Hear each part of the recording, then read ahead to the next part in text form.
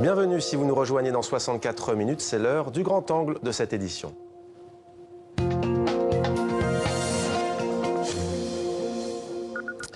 Gray Anderson est notre invité. Bonsoir. Soyez le bienvenu sur TV5 Monde. Vous êtes historien titulaire d'un doctorat en histoire de l'université de Yale aux États-Unis. Vos recherches portent précisément sur l'histoire politique et militaire de l'Europe contemporaine. Et votre livre a pour titre La guerre civile en France, 1958-1962. C'est un titre choc du coup d'État gaulliste à la fin de l'OAS. C'est chez La Fabrique Édition. Vous analysez les origines refoulées. C'est ce mot que vous utilisez de la 5e République française.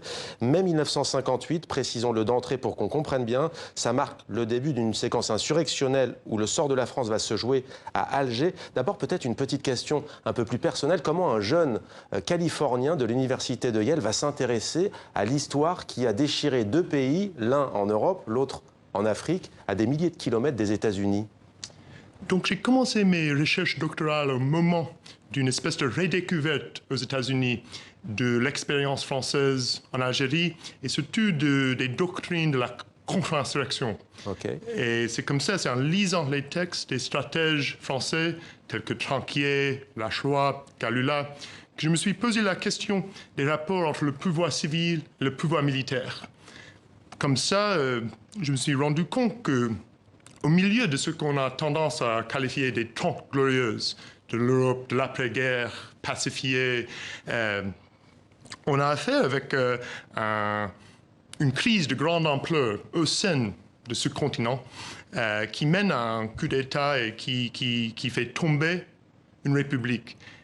Et ça m'a interpellé. Ouais. Alors justement, c'est cette période précise, charnière à laquelle vous intéressez. 1958, des militants pro-Algérie française tentent un coup d'État alors qu'un Premier ministre doit prendre ses fonctions à Alger.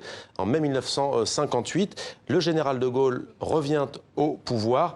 En quoi cette année 58, selon vous, est-elle importante dans l'histoire de France ? Je crois que, à bien d'égards, c'est là où on a, par exemple, la naissance, la Constitution qui est toujours en vigueur. La 5e République. Tout à fait. Donc on a une Constitution écrite d'une manière très très vite, assez secrète d'ailleurs, façonnée par le général de Gaulle lui-même. On a une transformation institutionnelle d'une ampleur frappante. Et bien sûr, cette guerre qui va continuer encore 4 ans en Algérie, donc qui ne prend pas fin avec le retour au pouvoir du général de Gaulle, de même qu'on parfois a tendance à commencer à parler d'un début de la fin. Dans les livres d'histoire, dans les manuels d'histoire, c'est pas du tout le cas. Oui. Alors vous savez qu'en France, certains ont tendance à dire que la France a failli basculer dans la guerre civile à cette période précise, mais qu'elle n'est pas tombée dans la guerre civile. Le titre de votre livre, La guerre civile en France, c'est un titre polémique parce qu'il fait notamment référence à Karl Marx sur la Commune de Paris. Pourquoi ce choix excessif? Parce qu'il n'y a pas de point d'interrogation. Pour vous, la France a vraiment vécu une guerre civile à ce moment-là? Oui, tout à fait. Enfin, il me semble que au sens strict, comme on sait aujourd'hui, on n'a pas qualifié le conflit en Algérie comme une guerre à l'époque.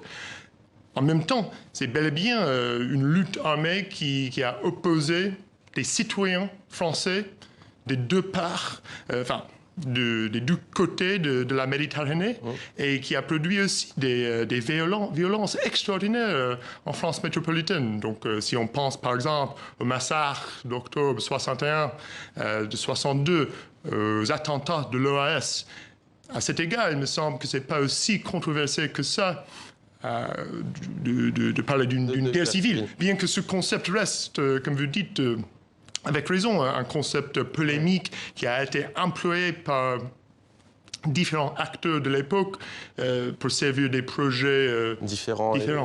Alors il y a un vieux débat sur les intentions du général de Gaulle en 1958. Il y a ceux qui disent qu'il était un décolonisateur prophétique, qui serait arrivé au pouvoir avec l'idée même que l'Algérie devait de toute façon devenir indépendante. À l'opposé, il y en a qui disent qu'il aurait été déterminé à conserver la souveraineté française. Où est la part de la vérité? Diriez-vous qu'il était plutôt pragmatique?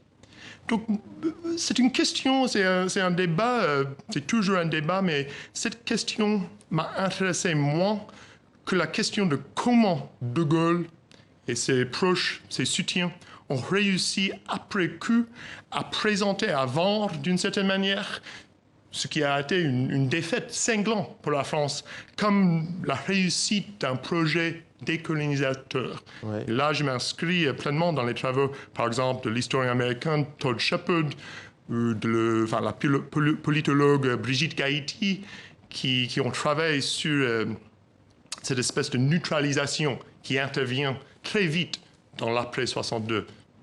Alors tout se joue aussi avant 1958 et peut-être c'est ce qui explique aussi comment le général de Gaulle a été malin. Avant même de revenir au pouvoir, les gaullistes s'organisent. Il a des hommes de main, il a notamment Foccart. Il a réussi à s'entourer d'un noyau qui allait garder le pouvoir. Tout à fait. On parlait souvent à l'époque des complots. Et bien sûr, je crois qu'on peut critiquer une vision conspirationniste ou complotiste de l'histoire qui voulait qu'une petite poignée des militants gaullistes aurait saboté une république qui était vacillante. Rappelons que la 4e République, elle est finissante à l'époque. Enfin, oui, aujourd'hui, je crois qu'on aurait tendance à penser que la République était malade, n'allait pas très bien, mais je dirais plutôt que ça fait partie, d'une certaine manière, d'une mythologie gaulliste. Donc là, vous avez tout à fait raison à dire que oui, effectivement, il y avait des comploteurs qui agissaient tout au long des années 50, tout au long de cette traversée du désert du général, pour faire tomber la République et assurer le retour de leur patron. Ouais.